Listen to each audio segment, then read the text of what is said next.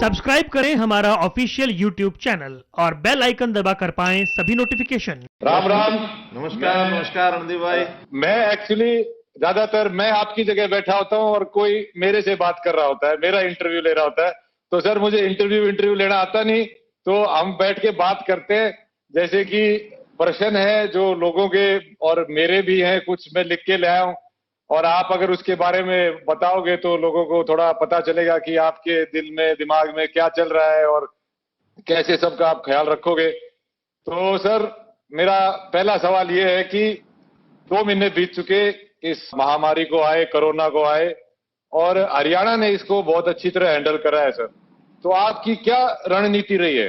रणदीप जी, सबसे पहले तो हमारा सेशन चल रहा था आखिरी दिन 4 मार्च, और हमें अचानक जब पता लगा कि इटली के 14 लोग कोरोना से प्रभावित होकर के पॉजिटिव होकर के और हमारे यहाँ गुड़गांव में आके एडमिट हुए हैं, हमें उसी दिन इस नामुराद बीमारी का पता लगा। उससे तो पहले तो पता ही नहीं था। इमीडिएटली हमने पूरी टीम ने, चाहे शासन की टीम थी चाहे प्रशासन की टीम थी, उन्होंने बैठ करके और सब चीज़ों का एक मूल्यांकन किया और हमने तुरंत अपनी तैयारी कर दी, कंट्रोल रूम बनाया, और जो जो चीज़ें आती चली गई उसको हम तुरंत इमीडिएटली रिएक्ट करते चले गए। हमने किसी चीज़ की इंतजार नहीं की। जो बात जहाँ से पता लगी, विदेश से पता लगी, भारत से पता लगी, अन्य प्रदेश से पता लगी, वो सब बातें हमने लागू करनी शुरू कर दी और हमने बाकायदा उसको कंट्रोल किया। 2-3 फैक्टर ऐसे जरूर आए जो हमारे कंट्रोल से बाहर हुए थे, जिसके कारण से ये सारी स्थिति यहाँ तक भी बनी। अन्यथा हमने कंट्रोल इतना किया कि मूल हरियाणा के लोग तो इसमें प्रभावित नहीं हो पाए। इसमें अगर थोड़ा बहुत प्रभाव शुरू में देखा गया तो ये जो तबलीग के लोग थे, जमात के लोग, वो लगभग 150 लोग तो वो आ गए जो एकदम प्रभावित थे। इसी प्रकार एक नांदेड़ से कुछ लोग यहाँ आए जो तीर्थ यात्री वहाँ गए हुए थे, उधर से आए तो पंजाब में थे, लेकिन कुछ लोग हमारे यहाँ आ गए, उसका अपना प्रभाव पड़ा। और तीसरा बड़ा फैक्टर था दिल्ली के आसपास के जिलों में जो दिल्ली से लोग आ रहे थे, वो भी बड़ी संख्या में प्रभावित हुए और पॉजिटिव लोग पाए गए, जिससे हमारी संख्या यहाँ तक पहुँची। अन्यथा हम आसपास के सब प्रदेशों में अपनी अच्छी स्थिति बनाए हुए हैं, चाहे वो दिल्ली हो, चाहे उत्तर प्रदेश हो, राजस्थान हो, पंजाब हो, सब प्रांतों में हमारी स्थिति अच्छी है और आज भी हम एक अच्छी स्थिति पर खड़े हैं। तो सर ये हमारा दूध दही का खाना और इम्यूनिटी का भी कुछ फर्क पड़ा है? लोग तो यही कहते हैं कि हरियाणा जित दूध दही का खाना, और वास्तव में इसका फर्क है भी सही, क्योंकि हरियाणा के लोगों में शरीर की अपनी एक ताकत है, अपना एक मनोबल भी है, और उसके कारण से बीमारी बहुत आसानी से हरियाणा के लोगों को लगती नहीं है। बड़ा एक काम हरियाणा के लोगों का और जो ध्यान में आया कि गांव में जो बाहर के आने वाले लोग थे, चाहे अपने ही गांव के थे, बाहर गए हुए थे, उन दिनों में उन्होंने यानी ठीकरी पैरा लगा के बाहर के बाहर रोक दिए। आए भी तो बाहर बाउंड्री पर जो स्कूल होते हैं, जो बाकी कोई बिल्डिंग है, उसी में उनको 12-12 दिन 14-14 दिन क्वारंटाइन किया। ये गांव के लोगों ने अपने आप समझ करके और इसकी सावधानी बरती। ये तो सर हमारे हिस्ट्री में है कि जो भी दिल्ली पे चढ़ाई करने जो भी आया वो हरियाणा के थ्रू गया, और उस वक्त भी हमारे गांव वाले ऐसे ही अपने अपने गांव को बचा के उन्होंने काफी देश को भी बहुत बचाया। तो सर मैंने आपने एक बिहार के जो सीएम साहब हैं उनको एक पत्र लिखा जो कि सोशल मीडिया पे भी काफी आया, और वो एक काफी रोमांचक एक देश के प्रति वो था। तो आपने जब ये पत्र लिखा तो आपके मन में क्या चल रहा था, कि आप क्या सोच रहे थे कि वो पत्र लिखते वक्त? रणदीप जी, बड़े सहज भाव से लिखा। मैंने कोई इसलिए पत्र नहीं लिखा था कि उसका बड़ा प्रचार होगा। ये ठीक है कि उसका प्रचार बहुत देश में सारे प्रांतों में भी गया। दुनिया के लोगों ने भी मुझे फोन पर कहा कि आपने बड़ी एक अजीब बात लिखी, बड़ी अच्छी बात लिखी। मैंने तो बड़े सहज भाव से लिखा। उन लोगों ने कहा कि हम आपको पैसा भी पहुंचा देंगे, आपके जो वहाँ लोग हमारे ठहरे हुए उनको कुछ सहायता कर दो, उनको हमारे यहाँ भेजोगे, उनका किराया देंगे। तो मैंने उनको यही कहा, देखो ये देश हमारा एक है, हम कोई प्रांतों में बटे हुए लोग नहीं हैं। अगर हमारे यहाँ मजदूर काम करते हैं तो उनका हमारे इस प्रदेश के निर्माण में भी अपना योगदान है, तो हमारे अपने भाई हैं। तो हमारा जो भाईचारा जो है देश का है, हम प्रदेशों की बाउंड्री नहीं है। ये प्रशासनिक इकाइयां हैं प्रदेश हमारा कोई देश के नाते से एक भारत माँ के हम बेटे हैं, और हम कहें कि हम एक दूसरे का ऐसा किराया लेंगे या उनका खाने पीने की व्यवस्था करेंगे, ये तो कुल मिला करके मतलब मैं अगर शब्दों में कहूं तो डूब के मरने वाली बात है। अगर ये हम कर दें तो हमारा तो जितना पैसा लगा ट्रेन भेजी, हमने बसें चलाई, हमने उनके लिए रेस्क्यू कैंप लगाए, उनके रिलीफ कैंप्स जो लगाए, वहाँ खाने की व्यवस्था की। लगभग 2.5 करोड़ भोजन के पैकेट वो वितरित किए गए और ऐसे ही लगभग कोई 50 लाख लोगों को हमने जो किट्स हैं राशन की वो बांटी। 20 लाख लोग ऐसे जिनको आर्थिक सहायता हमने दी। तो इस प्रकार के ये सारे काम हमने अपना समझ कर सब किया और लोगों ने भी इसमें सहयोग किया है। जी बिल्कुल, हरियाणा का इस मामले में बहुत अच्छा हो रहा है। मैं तो सोशल मीडिया पे भी फोटो देखता रहता हूं कि मतलब बच्चों को खिलौने भी देके ट्रेनों में विदा किया जा रहा है और उनको अच्छा ख्याल रखा जा रहा है। तो ये तो बहुत अच्छी बात कही सर आपने की। पर हमारा है तो खैर फेडरल कंट्री, पर इसके चलते आपने जो ये सब कदम उठाए उसमें अभी कितने लोग यहाँ बचे हैं और कितने लोग चले गए हैं, उसका आंकड़ा कोई है? या फिर अभी आने वाले टाइम में कैसे उनके बगैर गुजारा होगा, उसका कुछ आपने सोचा है? देखो, कुल मिला के जब ये सारा मामला आया था उस समय एक असमंजस की स्थिति हमारे मजदूर भाइयों में पैदा हो गई कि भी पता नहीं ये लॉकडाउन कब तक खुलेगा, नहीं खुलेगा, हमारे रोजगार चलेंगे नहीं चलेंगे और हम यहाँ रह करके अपने परिवार को पाल सकेंगे नहीं पाल सकेंगे। बहुत एक असमंजस की स्थिति बन गई थी। बनी तो बाकी लोगों में भी थी, लेकिन काफी धैर्य रखा हुआ था लोगों ने। इनके मन में एक उतावलापन आ गया, घर जाने की जैसे होम सिकनेस होती है ये पैदा हो गई। हमने खुले रूप से कहा कि भाई देखो, आप यहाँ रहो, यहाँ आपको हर प्रकार की चिंता की जाएगी, कोई दिक्कत नहीं आने देंगे, लेकिन फिर भी जो जाना चाहेगा उसके लिए हमने रजिस्ट्रेशन कराया कि भी आपको सुरक्षित घर पहुंचाया जाएगा।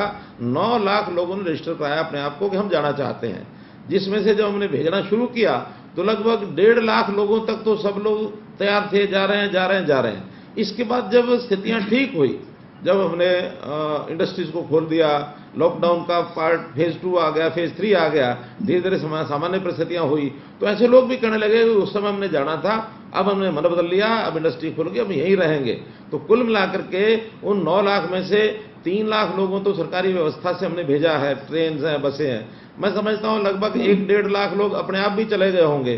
तो 4-4.5 लाख लोग जाने के बाद आज उसके बाद कोई जाने के लिए तैयार नहीं है और सब जो है अपने अपनी स्थिति पर अपने बिजनेस में लग गए हैं, अपने इंडस्ट्री में लग गए हैं, मजदूर मजदूरी करने लग गया है, जो खेती वाले मजदूर थे वो खेती के काम में लग गए हैं। अब इस समय कोई ऐसी स्थिति नहीं है, आज हरियाणा में वापस आने के लिए लोग तैयार हो गए।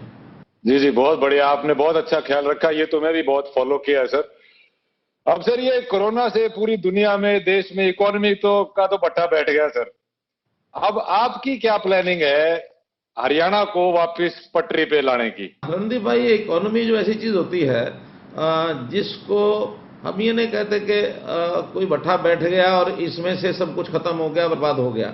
ये ठीक है, कोरोना एक ऐसा फैक्टर आया था जिसके कारण से चीजें रुक गई थी और जब रुकती हैं तो उसका एक टेम्परेरी फेज होता है।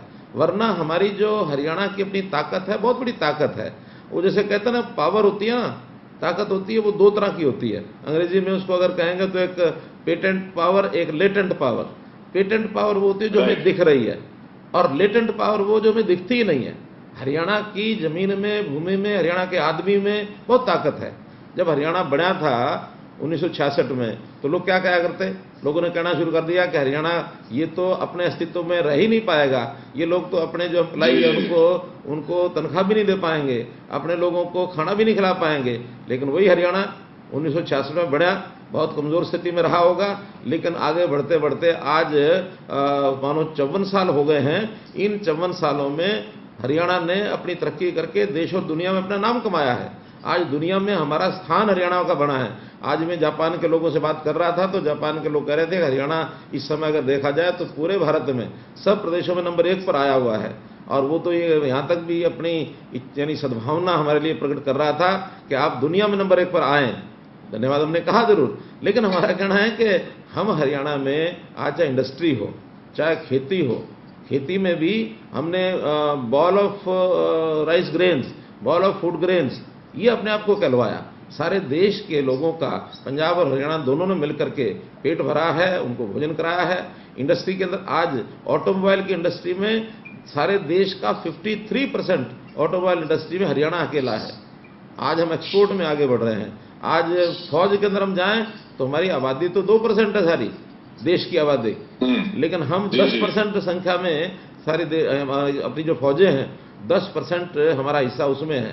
तो हरियाणा बहुत आगे है, हरियाणा अपने आप को बहुत जल्दी संभाल लेगा। सब प्रदेशों ने हाथ खड़े कर दिए हैं आर्थिक दृष्टि से। कल बंगाल के लोगों को देखा, उन्होंने कहा कि दिल्ली के लोगों ने कहा कि जी हमारी आर्थिक स्थिति खराब हो गई, हमको सहायता करो। हमने कहा नहीं, हम अपने पैरों पर खड़े हो गए हैं, आप हमारे ऊपर और कोई वजन ना डालना, हम अपने पैरों पर अपने आप खड़े हो जाएंगे। नहीं जी, हरियाणा वाला आदमी ने पीछे तो हट नहीं सकता और कदे हार नहीं सकता। और हमारा तो हरियाणा का कल्चर ही एग्रीकल्चर है सर, और हम सबसे आगे भी रहे हैं अनाज की प्रोडक्शन में। और मंडियों की जो हालत होती है सर, वो हम सबको पता है, जो जो गांव से टच में रहा है। तो इसको, ये जो जो मंडियों में भसड़ मचती है, उसको रोकने के लिए आपने क्या क्या कदम उठाए और कितनी कामयाबी मिल पाई आपको? बहुत बढ़िया सवाल आपने नदीप जी पूछा। इस बार बहुत बड़ा चैलेंज था ये। जहां एक तरफ कोरोना चैलेंज था, वहीं दूसरी तरफ मंडियों में किसान के अनाज को खरीदना, प्रोक्योरमेंट करना, ये भी कोई कम बड़ा चैलेंज नहीं था, क्योंकि बहुत बड़े मात्रा में हम लोग प्रोक्योरमेंट करते हैं। हमारी मंडियों की संख्या, ये सरसों के लिए कोई 100 मंडियां थी, और परचेज सेंटर और मंडियां गेहूं की मिलाएं तो 400 थी। हमने पहला काम ये किया, सोशल डिस्टेंसिंग को अगर मेंटेन करना है तो फिर इनकी संख्या बढ़ाई जाए। सरसों की 200 कर दी, और गेहूं के परचेज सेंटर मिला के 1800 कर दिए, और थोड़े थोड़े 4-4, 5-5, 6-6 गांव के अंदर एक एक सेंटर बना के भाई सबको वहां ले जाना है। आड़ती भी वहां जाएंगे, सबका एक यानी टेक्नोलॉजी के आधार के ऊपर, आपको पता है कि आज सिस्टम ऐसा बन गया कि आप किसी को भी जब जो सूचना देना चाहो दे दो। टोकन का सूचना जाती थी, एसएमएस जाता था, उस दिन लेके आता था। पहले किसान 3-3 दिन 4-4 दिन मंडी में पड़ा रहा करता। इस बार तो उसको कहा 2 घंटे में अपना लेके आ जाओ, वो 2 घंटे में 3 घंटे में अपना अनाज लेके आया करता, शाम को तुलवा करके अपना फारिग होकर घर जाया करता। तो बहुत अच्छी व्यवस्था रही, बिना किसी विघ्न के हमारी सरसों भी और हमारी गेहूं भी ये खरीदी जा चुकी है। और ज्यादातर, यानी मैं कह सकता हूं कि भी 80-90% पेमेंट ये किसानों के खातों में पहुंच गई है। एक 10-15% बची है, वो 1-2 दिन के अंदर वो भी पहुंच जाएगी सारी। सर, ये मैंने जो ये देखा है, मेरे भी अपने गांव में बात की मैंने अपने काका से, तो उन्होंने बोला भाई एसएमएस आवा है, एसएमएस जाकर हम अपनी उड़े दे आवे हैं, फिर एसएमएस आवा है अग भाई थारी इतनी बिकेगी, और फिर अकाउंट में पैसे भी आ गए। तो सर, ये एक जैसे डायरेक्ट का अकाउंट में जैसे इस तरह पैसे आए हैं, ऐसे ही जो बीमे के जो फसल का जो बीमा होता है, उसके पैसे डायरेक्ट अकाउंट में नहीं पहुंच रहे। ये मैंने को सुनने में आया है, मैंने जो अपनी रिसर्च करी है, वो बोल रहे हैं कि बीच में इतने महकमे हो जाते हैं कि वो भी डायरेक्ट क्यों नहीं आती है हमारे पास। अगर जो बीमा की है, जैसे कईयों का तो 1-1.5 साल का भी कंप्लेंट है, पर वो मेरे को उसका कोई फैक्ट नहीं है। पर जनरली बात यह है कि बीमा के पैसे भी डायरेक्ट अगर ऐसे अकाउंट में जाए जैसे बिक्री के गए हैं, तो क्या उससे भी सहूलियत नहीं हो जाएगी सर? बात ठीक है आपकी, लेकिन रणदीप जी, बीमा जो है वो सरकार नहीं कर रही है। बीमा जो करती है कंपनियां करती हैं, और सरकार तो उससे जो उसका प्रीमियम होता है ना, उसका एक हिस्सा, 1-2% हिस्सा तो किसान से लेते हैं, और कुल 11-12-13% के हिसाब से उसका ऑप्शन, उसमें टेंडर होता है। उस टेंडर के अंदर कौन सी कंपनी कितना पैसा लेगी, बाकी जो 9%, 8%, 11%, 10%, 2% से अलावा जो है वो आधा आधा सेंट्रल गवर्नमेंट और स्टेट गवर्नमेंट देती है। उसके बदले में जब कभी कोई खराबा हो जाए, कोई बरसात आ जाए, कोई नुकसान हो जाए, उसकी सर्वे करने का काम भी कंपनियों का अपना है। कंपनियों के कई इस प्रकार के सिस्टम हैं। एक तो उसमें टाइम लगता है, टाइम लगने के बाद उस सर्वे को फिर उसकी ऑथेंटिसिटी होती है, उसको ठीक है कि गलत है, उसकी एजेंसियां अलग होती हैं, और वो करते करते कई महीने ले जाकर के फिर जाके जो पेमेंट पास होती है तो वो पेमेंट मिलती है। बीच बीच में कहीं उन कंपनियों से झगड़ा भी होता है, हम बीच में पार्टी बनते हैं सरकार के नाते। हमने बीच में पिछली बार 2 जिले, भिवानी जिला और सिरसा जिला, इन 2 जिलों का कोई 2 साल के बाद फैसला कराया, और कोई 500 करोड़ रुपया जो वहां फंसा हुआ था उनका निकलवा करके किसानों तक पहुंचवाया। तो कुल मिला के कंपनियों के द्वारा किया जाता है। हाँ, यदि आगे चल के सरकार का, क्योंकि केंद्र सरकार के हाथ में फैसला है, अगर ये ट्रस्ट मॉडल पर अगर हो जाए ना हमारा बीमा, तो ट्रस्ट मॉडल पर तो सरकार ने फैसला करना और तुरंत पैसा उठा करके दे देना है। आज भी जो लोग बीमा नहीं कराते, उनका जो खराबा होता है वो थोड़ा कम मिलता है। सरकार ने थोड़ा पैसा उसमें कम रखा हुआ, बीमे में ज्यादा मिलता है, तो वो जो पैसा वो हम 1-1.5 महीने में देते हैं। इस बार जो मार्च में, फरवरी में नुकसान हुए हैं, वो अभी जून के अंदर वो सारा पैसा किसानों के खातों में चला जाएगा। सरकार का पैसा आज भी जल्दी चला जाता है। तो सर, इसका कुछ एसओपी मॉडल, अब आप हरियाणा वाले आप बात कर रहे हो, तो आप इसमें कदम उठाओ और इसका ये इतनी बड़ी जो एक इमारत सी बनी, इसको काट के डायरेक्ट आप करोगे तो सबका फायदा होगा और वो भी होगा सर। अच्छा सुझाव है आपका, ये सुझाव अच्छा है, इसके ऊपर काम करेंगे। हाँ जी। तो एसओपी अगर पहले ही बन जाए ना सर, तो उसमें एकदम से भैया ये पूरा ये इतना सर्वे होके, और गवर्नमेंट तो मेरे ख्याल से, प्राइवेट में बात आते ही सर वो थोड़ा सा ऊपर नीचे हो ही जाता है। पर सर आपने एक और आपने बात करी जो कि मुझे काफी अच्छी लगी और मुझे तो फायदे की लगी, पर इसमें विरोध भी बहुत है। जैसे आपने मेरा पानी मेरी विरासत का जो लागू किया है, इसमें किसान यूनियन भी विरोध कर रही है, विपक्ष वाले भी विरोध कर रहे हैं। तो आप इसको कैसे लागू करोगे और एक आम किसान को कैसे समझाओगे कि भाई ये तेरे फायदे की बात है? रणदीप भाई, ये विषय लागू करने का कम है, ये तो किसानों का मन बनाने की बात है। जैसे आपने कहा कि कैसे समझाओगे, मैं अभी 2 जगह होकर आया हूं, करनाल और कैथल, जहां 3-3 ब्लॉक के लोग आए थे और उनसे जो मेरी बातचीत हुई, मैंने उनको बताया, देखो भाई, पहली बात तो ये है कि ये सवाल धान का नहीं है, ये सवाल मक्के का नहीं है, ये सवाल है पानी का। और पानी भी आने वाली पीढ़ी, आज से 15-20 साल बाद कहीं ऐसा ना हो कि पानी फुक्का जमीन ऐसी बच जाए, यानी बंजर जमीन हो जाए और उसमें पानी बचे नहीं, तो आपके अगली पीढ़ियां भी गाली देंगी आपको। इसलिए पानी बचाना बहुत जरूरी है। उसी में से हमने एक स्कीम पिछले साल बनाई थी, ये पिछले साल थोड़ी लागू हुई, इस बार फिर हमने अपील की है कि 1 लाख हेक्टेयर जमीन के ऊपर इस बार धान लोग न बोएं। और उसमें भी हर एक किसान को नहीं कहा, जहां पानी बहुत नीचे चला गया, 40 मीटर से भी ज्यादा डाउन चला गया पानी का लेवल, उस जमीन पर लोग जो है सारा नहीं, आधा जो है वो छोड़ दें, आधा अभी भी बोएं। और उसमें जो और फसलें होंगी, उसमें मक्का हो सकती है, उसके अंदर कपास हो सकती है, उसमें तिल हो सकते हैं, उड़द हो सकती है, अरहर हो सकती है, मूंग हो सकता है, उसके अंदर यानी जो जो फसलें हो सकती हैं, सब्जियां, बाग, ये सब लग सकते हैं। उसके लिए हम प्रोत्साहन भी देंगे। 7,000 रुपये एकड़ देने की बात हमने कही है। तो शुरू में तो ये लगा था कि लोगों को लगा कि हमारे ऊपर थोपा जा रहा है। जब मैंने जाकर बताया कि हम थोप नहीं रहे हैं, हम आपको अपील कर रहे हैं, हमने तो एक एडवाइजरी जारी की है कि आप ये करेंगे तो अच्छा हो जाएगा। अब उसके बाद धीरे धीरे जब लोगों को लगा कि हमारे ऊपर थोपा नहीं जा रहा, अपने आप लोग आगे आ रहे हैं, रजिस्टर करवा रहे हैं कि हम जो है इसको बदलेंगे। अभी कल तक का मेरा समाचार है कि 50,000 हेक्टेयर जमीन पर लोगों ने अपने फार्म भर दिए कि हम जो है यहाँ धान नहीं बोएंगे और चीजें बोएंगे। अब 50,000 कर दिया, 1 महीना भी बाकी है, इस महीने में और करेंगे। मैं समझता हूँ 1 लाख का टारगेट हमारा पूरा हो जाएगा और ये किसानों के भले के लिए। देखिए, यानी आज हमको ये विचार ये करना है कि चावल के तो बहुत विकल्प हैं, लेकिन पानी का विकल्प कोई है?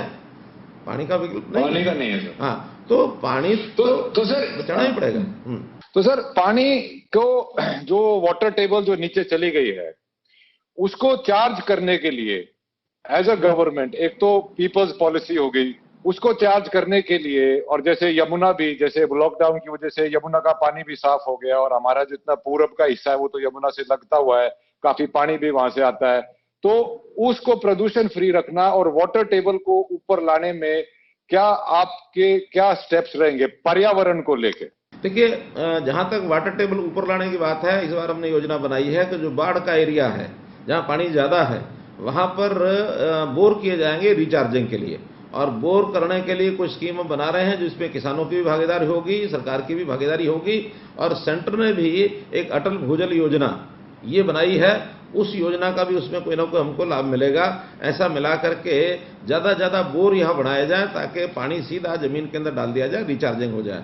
हमारा अर्बन लोकल बॉडीज और टाउन कंट्री प्लानिंग ने जो 500 मीटर या इससे बड़े जितने प्लॉट हैं, लोगों के मकान हैं, वहां रिचार्जिंग जरूरी कर दिया है कि वहां रिचार्जिंग का बोर जरूर बनाओगे, वरना नक्शा पास नहीं होगा।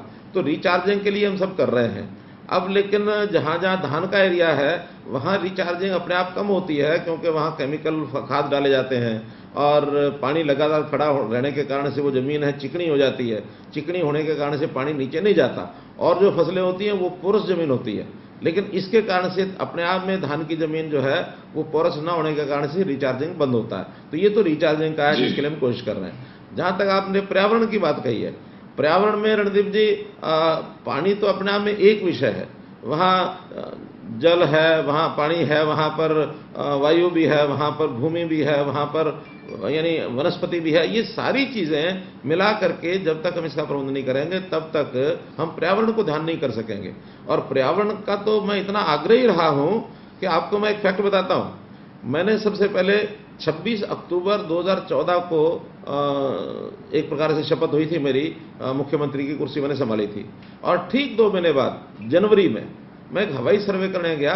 अरावली के अंदर एक गांव है मांगरबणी, मांगरबणी गांव का मैं एरियल सर्वे करके आया गया 2 महीने के अंदर अंदर, क्योंकि एक बहस चल रही थी कि मांगरबणी के चारों तरफ कुछ जमीन बफर जोन छोड़ा जाए ताकि वहां लोग कंस्ट्रक्शन ना कर सकें।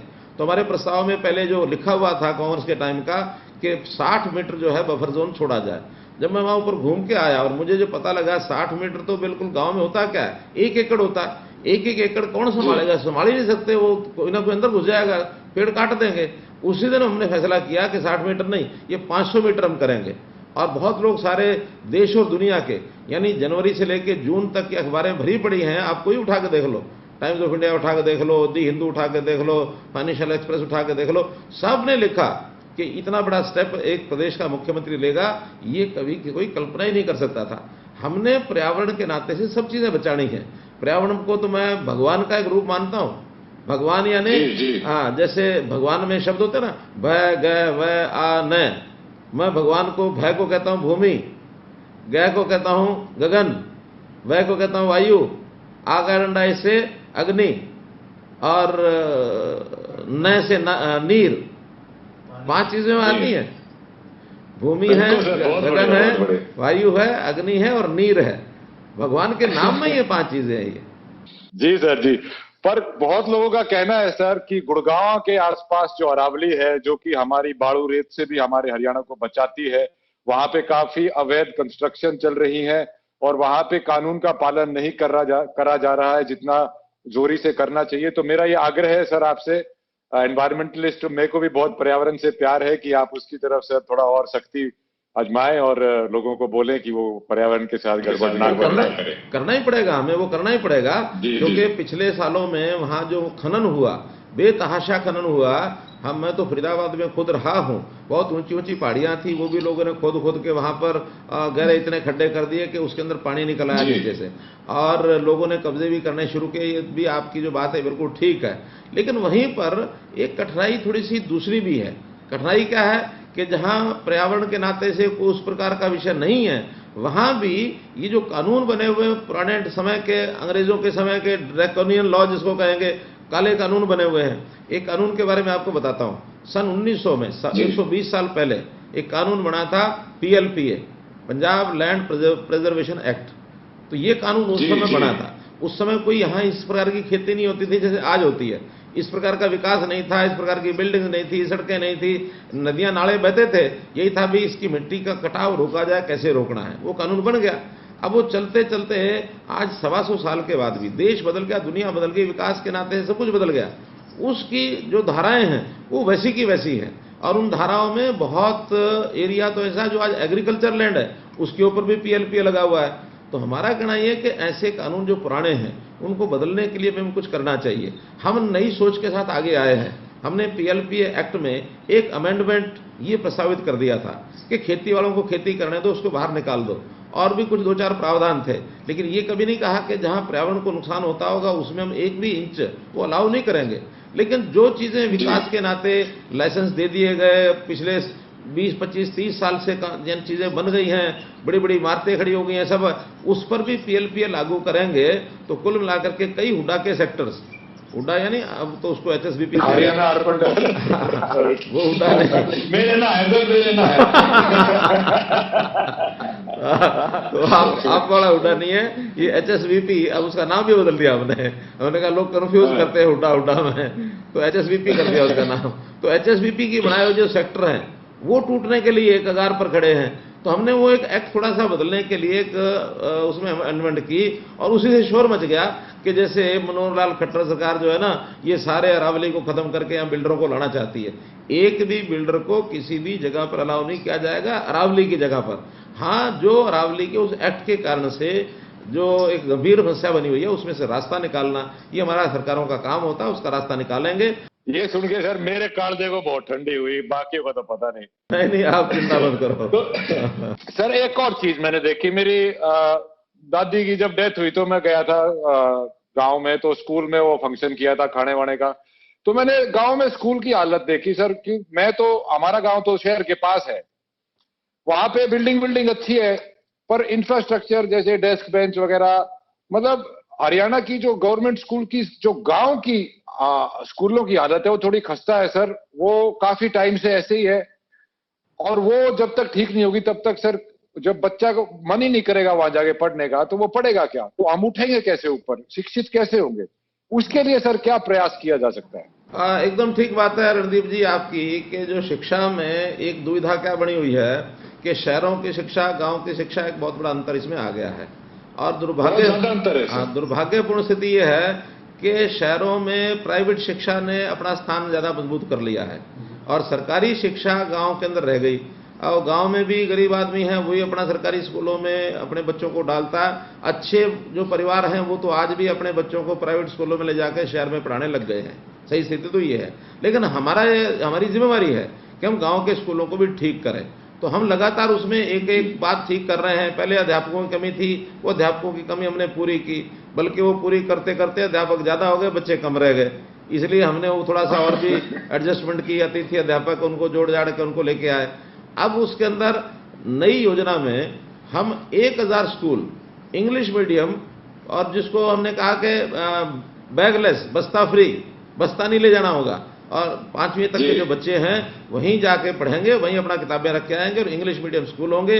1000 नई स्कूल खोलने की तो ये योजना बनाई है। हायर सीनियर सेकेंडरी स्कूल वो 98 स्कूल, हर ब्लॉक पर एक आदर्श संस्कृति जो स्कूल हैं, ये हम बनाने जा रहे हैं इस सेशन से। उसके लिए अभी 3 दिन पहले हमने सामान भी परचेज कर लिया।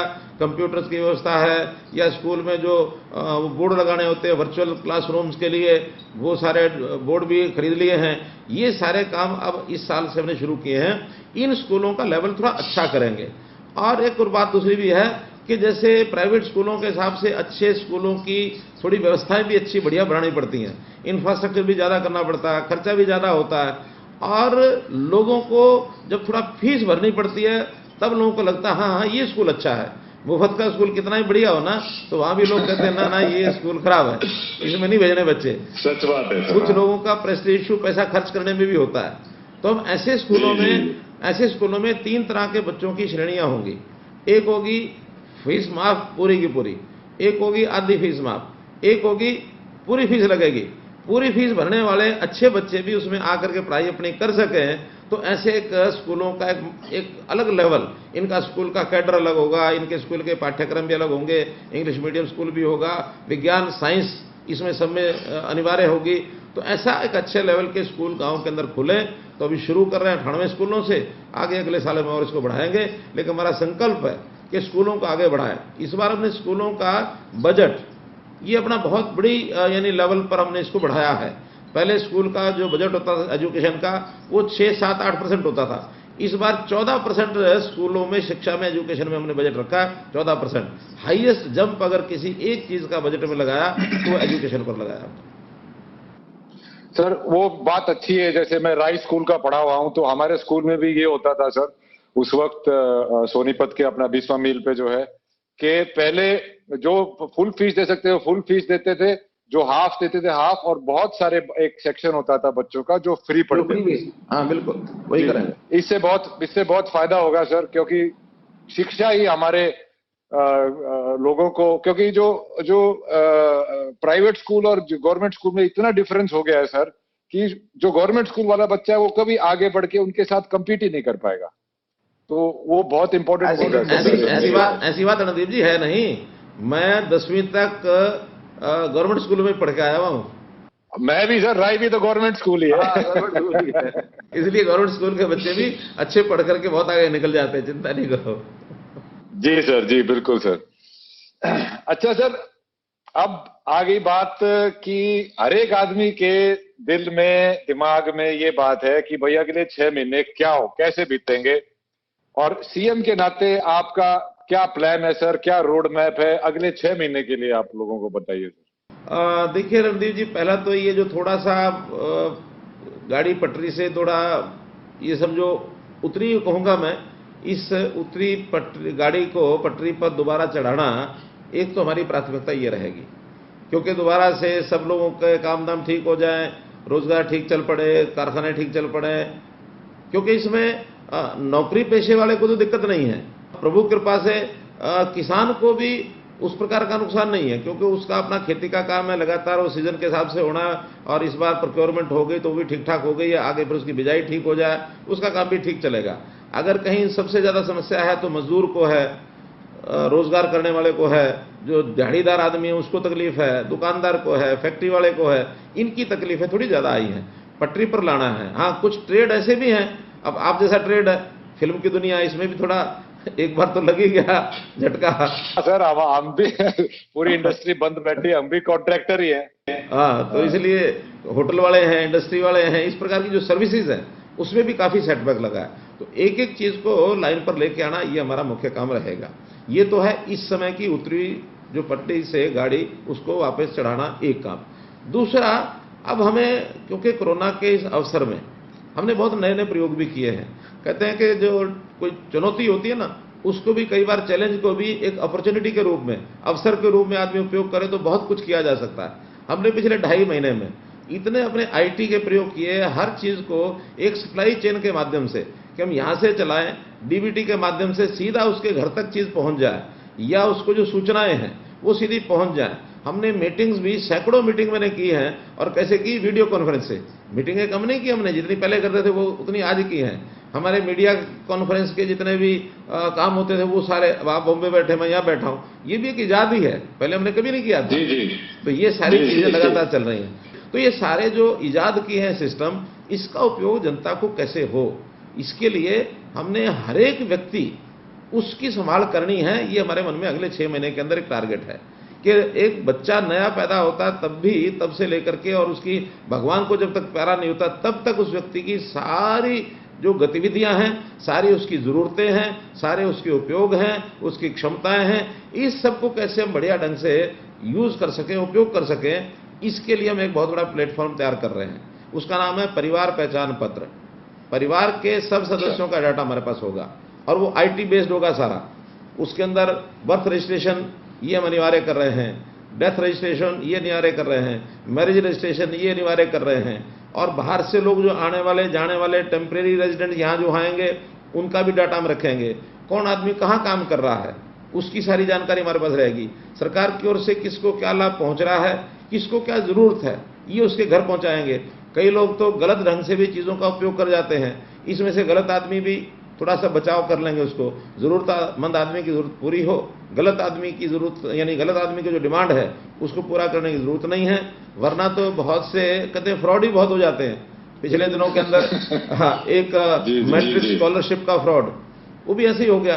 स्टूडेंट होते नहीं थे, कहीं भी फार्म भरे, नाम लिखवाए और अंगूठा लगाया, अपना निकाल लिया स्कॉलरशिप, बाद में पता लगा कि फ्रॉड ही फ्रॉड है। तो ऐसी सब चीजों का कंट्रोल करने के लिए एक हम आदमियों का हिसाब किताब। इसी प्रकार दूसरा है हमारा, जमीनों के बहुत झगड़े हैं।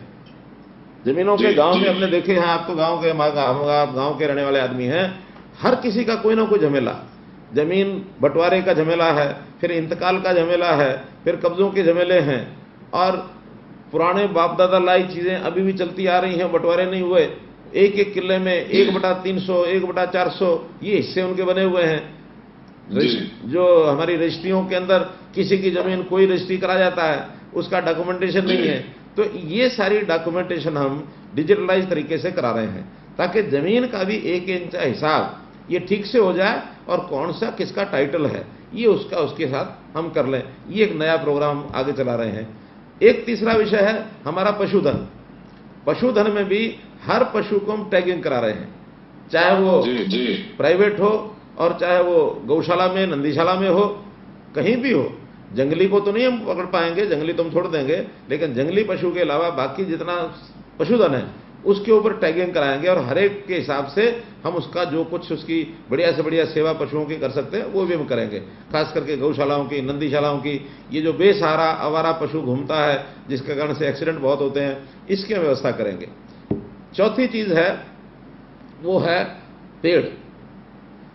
पेड़ों का कैसे हम घनत्व बढ़ाएं, पौधगिरी के कार्यक्रम ये कैसे हम करें, इसके लिए पिछले साल हमने कार्यक्रम शुरू किया था, हर विद्यार्थी एक पौधा लगाएगा। अब इसको और बढ़ाते हुए आगे हर व्यक्ति इस साल में एक पौधा लगाए, या मानो सक्षम व्यक्ति, जो सक्षम नहीं है वो छोड़ भी देंगे, जो सक्षम व्यक्ति है हर व्यक्ति एक पौधा लगाए, ताकि हमारा जो वन क्षेत्र भले ही ना बढ़े लेकिन हमारा जो ट्री कवर ज़्यादा बढ़ना चाहिए। हमारे गांव में भी क्या 1000-2000 पेड़ नहीं लग सकते, 5000 पेड़ नहीं लग सकते हैं।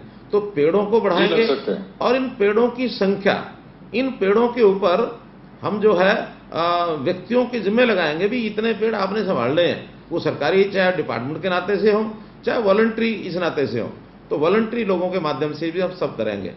इसी प्रकार से एक हमारा प्रोग्राम है जो मैंने शब्द प्रयोग का, वॉलंटरिज्म। आज समाज के अंदर हर व्यक्ति ये है कि मैं काम करूंगा तो मुझे क्या मिलेगा, खास करके सरकार के साथ। लेकिन समाज में बहुत ऐसे लोग हैं जो अपनी इच्छा से, सद्भावना से, अपने वॉलंटरली जो स्वयंसेवी संस्थाओं के माध्यम से सेवा करते हैं। तो सेवा करने वाले लोगों को भी पहचान करना और उनको भी सरकारी प्लेटफॉर्म में ला करके कि भाई जितना ज़्यादा काम बिना अपेक्षा के जो कर सकता है उससे पूरा काम लेंगे। आज बहुत हमारे हजारों लाखों लोग ऐसे हैं जो पेंशन लेते हैं, जो उनकी अपनी आवश्यकताएं नहीं है पूरी कर चुके हैं, बच्चे ब्याह दिए, बड़े हो गए, वो कहते खाली बैठे हैं। तो ऐसे लोगों से काम लेना, एक वॉलंटियरिज्म का ये कार्यक्रम करेंगे।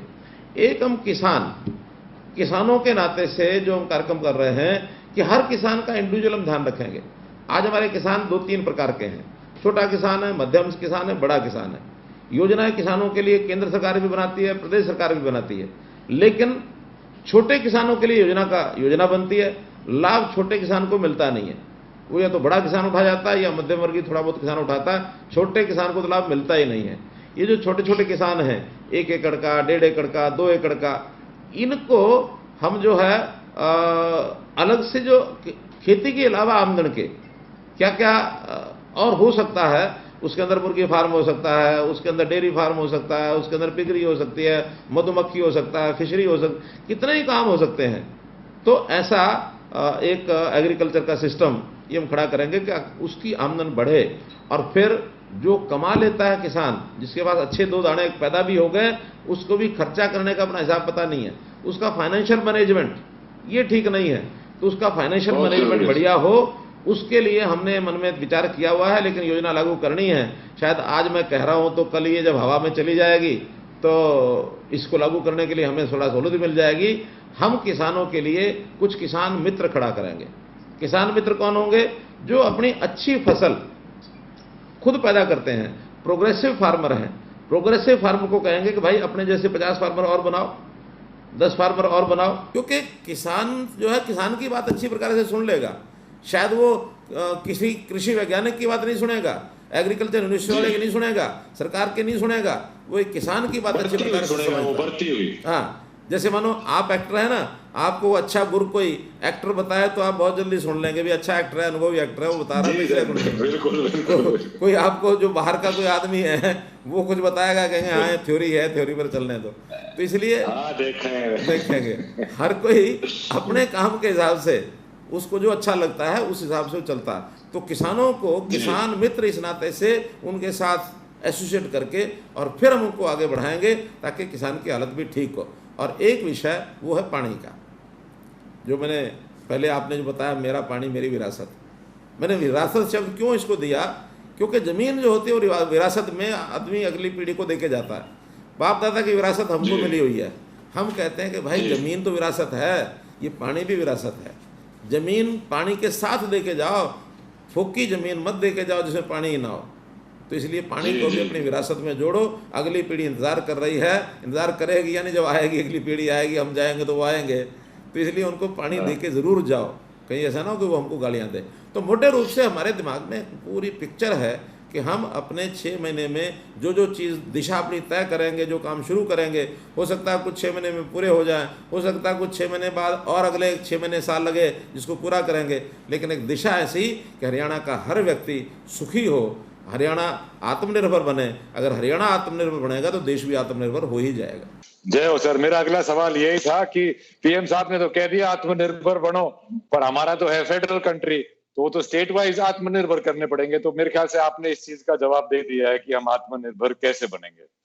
अब सर, अब अक्सर देखा गया है कि नेताओं को कड़े डिसीजन लेने पड़ते हैं, पब्लिक को कई बार कड़वी दवा भी पिलानी पड़ती है उनकी भलाई के लिए।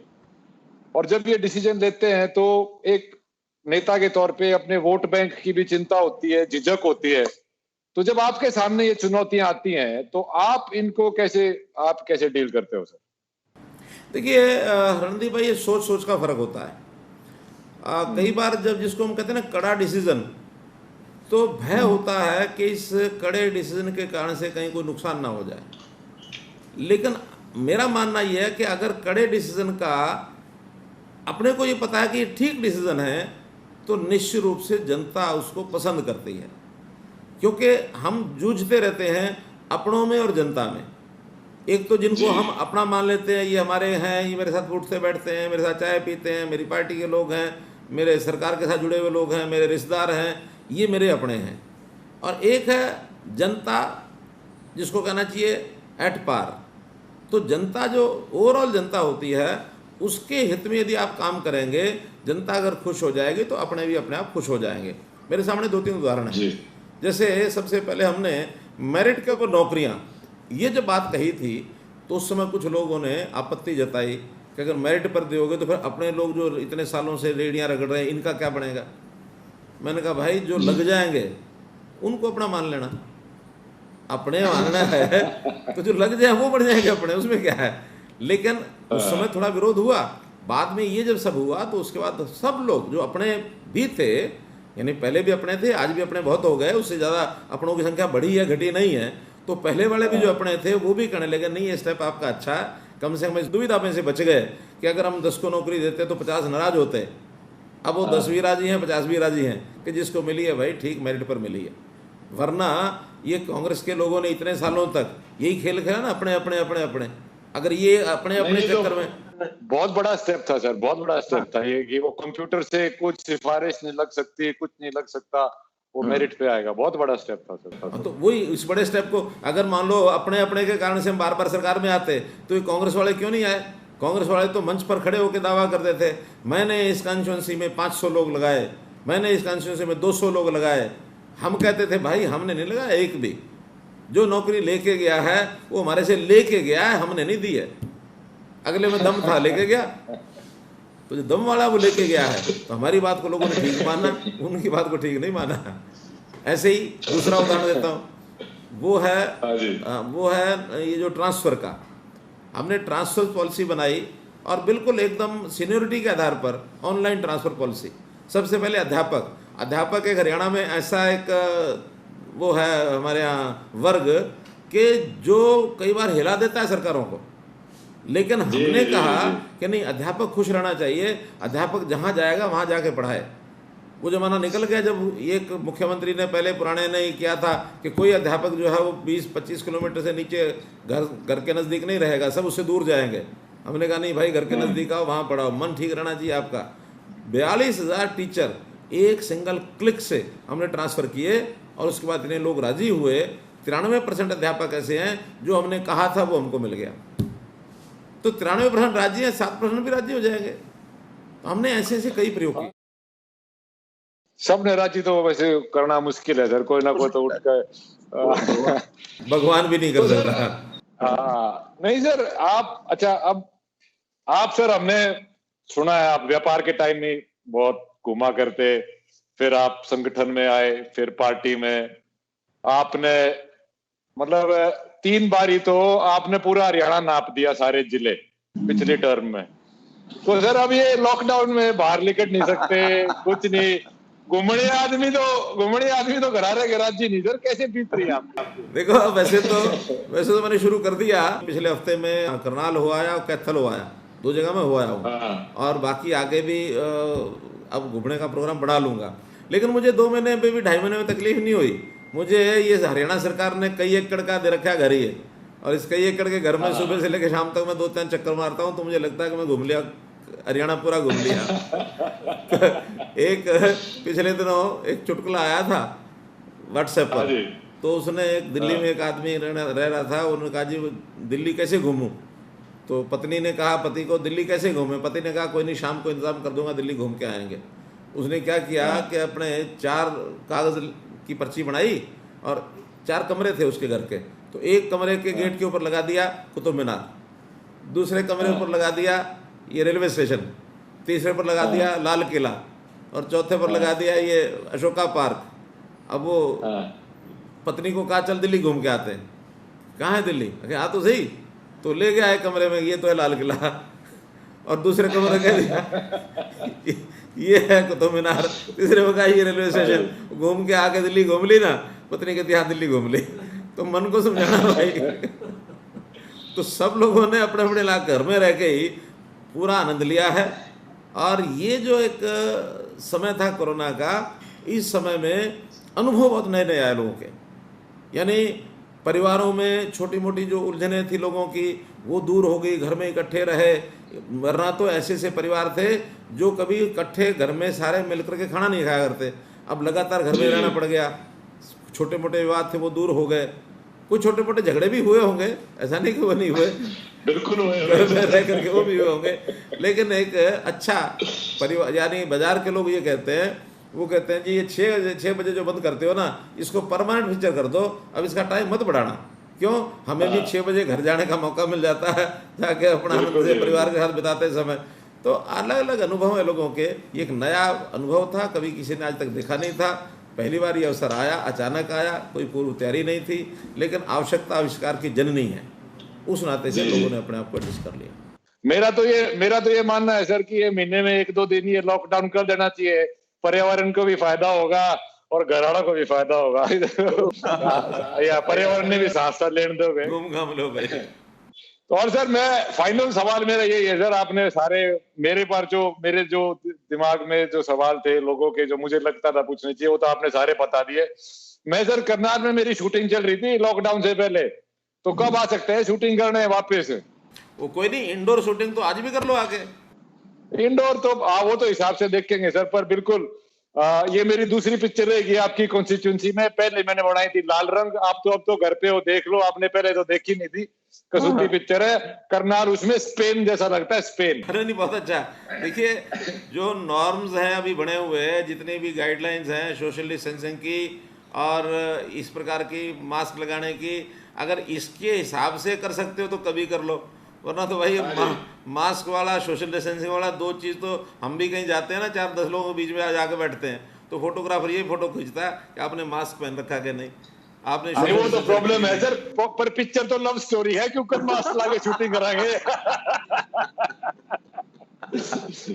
चलो सर, बहुत अच्छा लगा आपसे बात करके। निकलेगी कोई, वो भी निकलेगी, कोई निकली तो आप ही निकालोगे, हम तो क्या निकालेंगे, क्योंकि ये फील्ड आपका है, जरूर निकालोगे। कुछ जुगाड़ कराएंगे सर, करो।